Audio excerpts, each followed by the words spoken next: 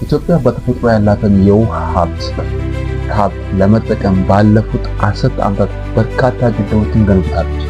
በአሁኑ ወቅት በሀገሪቱ ከ30 በላይ የሚሆኑ የኤሌክትሪክ ኃይል ማመንጫ፣ ለመስኖ እና ለከተሞች የውሃ አቅርቦት የሚያገለግሉ ትላልቅና መካከለኛ ግድቦች ይገኛሉ። ታላቁ የኢትዮጵያ ህዳሴ ግድብ በአሁኑ ወቅት ግንባታ ተጠናቆ ኃይል ማመንጨት የጀመረው በአፍሪካ ግዙፍ የሆነ ግድብ ነው።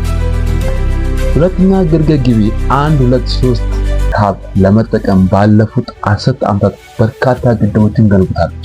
በአሁኑ ወቅት በሀገሪቱ ከ30 በላይ የሚሆኑ የኤሌክትሪክ ኃይል ማመንጫ፣ ለመስኖ እና ለከተሞች የውሃ አቅርቦት የሚያገለግሉ ትላልቅና መካከለኛ ግድቦች ይገኛሉ።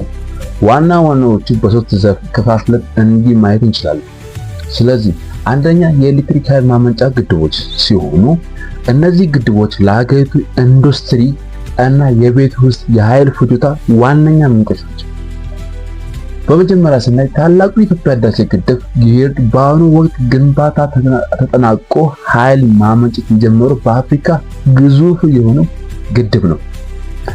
ሁለተኛ ግርጌ ግቤ 1፣ 2፣ 3 በኦሞ ወንዝ ላይ የተገነቡ ግዙፍ የኃይል ማመንጫዎች ናቸው። ቆቃ ግድብ በአዋሽ ወንዝ ላይ የተገነባው አንጋፋው ግድብ ነው።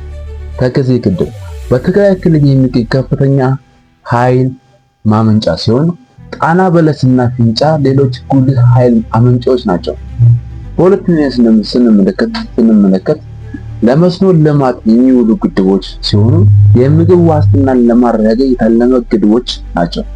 እነዚህ ግድቦች ቆቃ ግድብ በአማራ ክልል ለትልቅ የመስኖ ፕሮጀክት የሚያገለግል ሲሆን ተንዳሆ ግድብ ደግሞ በአፋር ክልል ለስኳር ልማት የሚውል ሲሆን ከሰም ግድብ ደግሞ ለአገዳ ልማትና ለመስኖ አገልግሎት የሚውል ነው። በሶስተኛነት ደግሞ የምናያቸው ለከተሞች የውሃ አቅርቦት የሚውሉ ሲሆኑ ለገዳዲና ድሬ ግድቦች ለአዲስ አበባ ከተማ የውሃ አቅርቦት ዋነኛ ምንጮች ሲሆኑ ናቸው። በጥብቅ እዚህ ጋር ማናገር የምፈልገው በሰፊ ማሳሰቢያዎችን ላሳያችሁ። በኢትዮጵያ ያሉ ግድቦች ቁጥር እንደ መጠናቸው ትናንሽ የመስኖ ግድቦች ጨምሮ ቢቆጠር ቁጥሩን በጣም ሊጨምር ይችላል።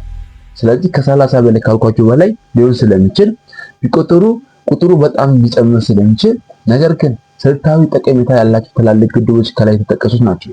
እነዚህ ለስልታዊ ለመስኖ ለአንዳንድ ለኤሌክትሪክ ኃይል ማመንጫ የሚውሉ ሲሆኑ የተጠቀሱ ከላይ ያሉ ከ30 ግድቦች ናቸው። ለስልታዊ ጠቀሜታ ያላቸው ትላልቅ ግድቦች ካለም የተሰሩ ሲሆኑ እነዛ 30 ግድቦች ናቸው። ስለ አንዱ የተለየ ግድብ ለምሳሌ ስለ ህዳሴ ግድብ ወጣት ሁኔታ ወይም ስለ ግቤ 3 በዝርዝር እንድነግሮት ከፈለጉ ይህንን ቪዲዮ ሼር ያድርጉልኝ።